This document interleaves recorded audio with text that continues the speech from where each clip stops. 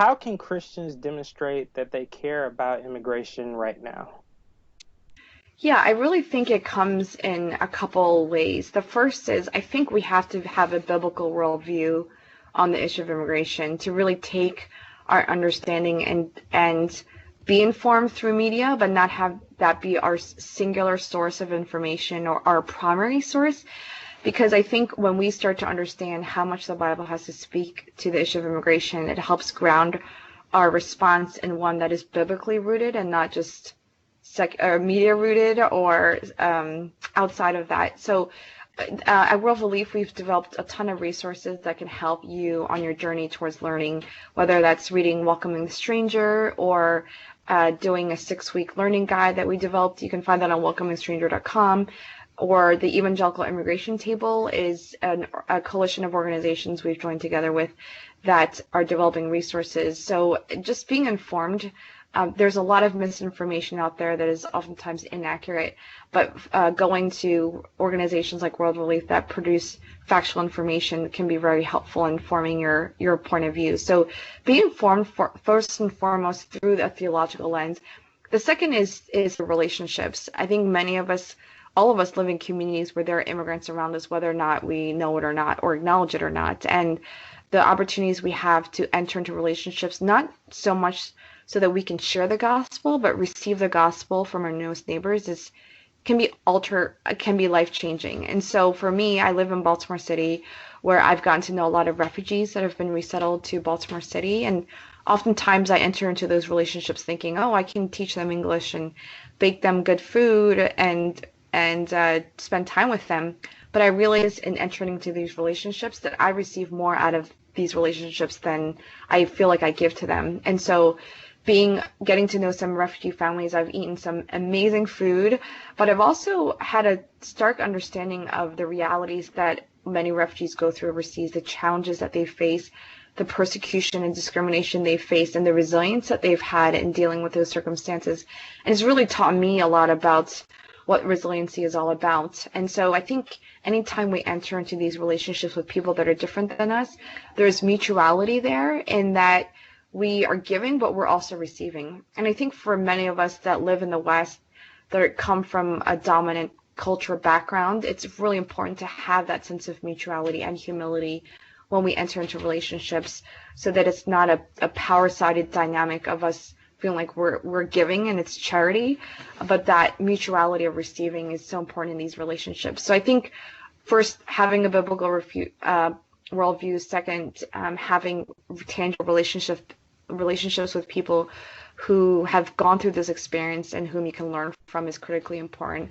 But the third thing I would say as well is just in service in these relationships, I think there's tangible opportunities to serve immigrants, whether it's through teaching them English or just befriending them and entering into these relationships. But advocacy is really important as well, because a lot of the systemic injustices that immigrants face in our country is directly tied to laws and policies that are passed by our local governments, our federal governments, the White House, the State Department, and others.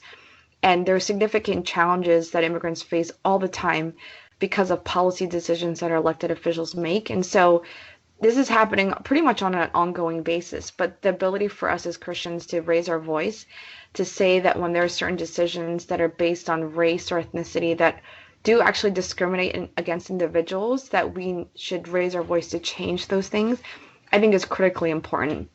And so I think in these different ways of educating ourselves, of being in relationships with others, of serving them, but also advocating for them and with them, I think is critically important on matters related to immigration.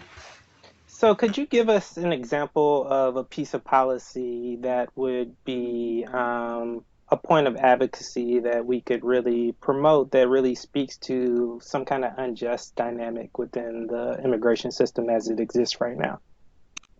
Well, I think there is one big issue that probably impacts a lot of folks across many denominations and churches, and that's the issue of dreamers and DACA. And there are millions of individuals in the United States who are brought to the United States at a young age because of their parents, and they came here without legal authorization. And many of these individuals had no idea that they were here without a social security number or without authorization.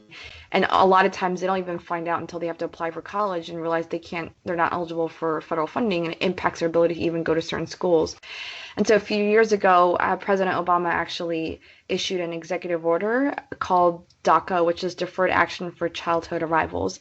And what this did is it provided a temporary authorization for these dreamers. If they meet certain criteria, you have had to enter before a certain age, have lived in the United States for a certain period of time, have no criminal record, etc. And it allowed them to have this legal authority residency in order for them to be able to work and apply for colleges and not be fearful of deportation, which was actually happening significantly at that time. And so this is a program that's been instituted and has provided reprieve for around 700,000 individuals. But a few years ago, President Trump rescinded the program, and now the decision whether or not the president has authority to do that is before the Supreme Court, and the Supreme Court is actually supposed to decide that imminently. So whatever the Supreme Court decides, whether or not it was lawful for the president to do that or not, they're going to make that decision. But ultimately, what it depends upon is Congress, because Congress is the one that can pass the laws that would provide legal status for millions of dreamers in our country. And if Congress hears from individuals like you and I and others saying that this is an important legislative priority, then they can pass legislation that would provide legal authority and legal status for these individuals that are dreamers. And so this is something that's been bipartisan, that most Republicans and a lot of Democrats agree on. It's just timing and the politics of it all. And the more that we raise our voice to say that this should be a priority for Congress to pass as soon as possible, then whatever the Supreme Court decides, it will be almost moot because the Congress will have decided already providing legal status for these individuals. So that's something we've continued to push and needs to continue to be pushed by many churches across the U.S. So, kind of since you brought up DACA, could you explain what actually would happen if the Supreme Court rules in favor of President Trump's ability to end DACA and all those individuals who have been protected by this temporary status no longer have that status? Could you talk a little bit about how that might change the landscape of our nation if that is what happens? Well, I think it's important to remember that DACA recipients, what we call dreamers, are individuals who are really American fully in everything of who they are. They only know the United States as their home country. They oftentimes don't remember being born in another country. And the ability for them to have received DACA means that they were able to work. And a lot of these individuals couldn't work before. A lot of these individuals were able to go to the school of their choice because they were able to get some financial assistance. And the fear of deportation was removed, which was probably the most significant factor. I think for a lot of dreamers, when they find out that they're here without legal status, they live in this constant insecurity, fearing that one of their parents are going to be deported, that their families are going to be separated, and the trauma that leads to for individuals is significant. And for this program to give the assurance to dreamers that they won't be deported is huge, because a lot of these individuals then are able to live with the freedom of knowing that they don't have to fear going to a country that they've never known before. And so I think if the program were to end, it would mean that there would be these hundreds of thousands of individuals that are pulled out of working these jobs that they're skilled in. A lot of DACA recipients are working in the healthcare industry, are working in the financial industry, are working in these critical essential jobs that are making our economy move forward right now. And for them to have this rescinded would mean that they won't be in those jobs anymore, the jobs that they trained for. It may also mean that students that are enrolled in a lot of colleges and universities will have to drop out because they can't afford it. And I think the shadow of deportation will continue to loom over them. Many of them are constantly fearful, not just for themselves, but for their parents, and for the ability for them to just function day to day. with the fear of deportation now hanging over their heads again, if the program were rescinded, it would be significant.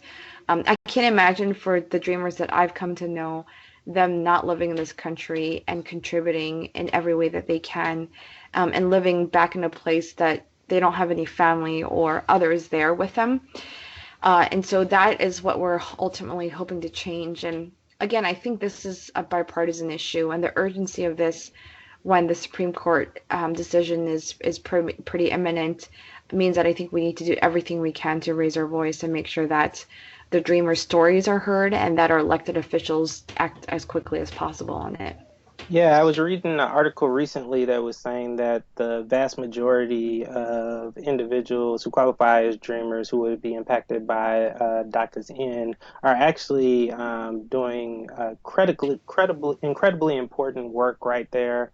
Right now, particularly in the season of COVID, a number of which are serving as front lines medical professionals who are out there really risking their lives to save Americans' lives, and then to be able to have um, this piece of legislation passed would be really detrimental to the infrastructure of so many critically important things that really provide a standard of life for U.S. citizens.